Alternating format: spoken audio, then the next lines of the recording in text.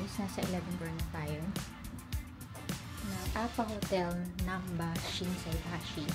So, bigyan namin kayo ng mini room tour.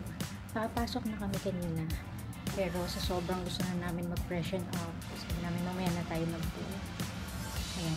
Yung mga plastic na nakikita nyo guys sa labas ng mga hotel rooms, ano yan, parang mga bagong sa toiletries, tsaka toiletries towels. yan, new towel, everyday nag-iiwan sila rito pag hindi cleaning time.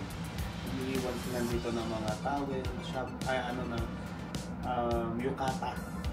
Oh, yukata, towels, tapos coffee cups, disposable.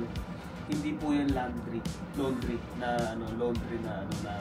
nagpa-laundry kasi yung iba naman. Akala nagpa-laundry. Sa mga vlog, di ba? May nagpa-vlog. Nagpa-laundry sila, hindi nagpa-laundry. Araw-araw po ito nagpapalit. May nagdilinis na. Ito siya guys. Ito yung room sa Apa Hotel Namba Shinsaibashi. Sobrang lapit lang nito sa Dotonbori.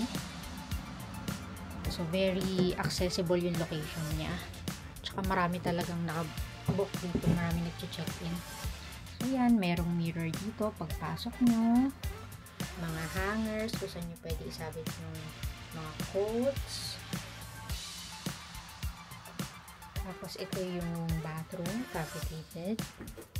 Ayan. Typical Japanese bathroom with tub, sink, Japanese toilet. Tapos, yun yung mga toiletries na kasama. May kasamang dalawang towels.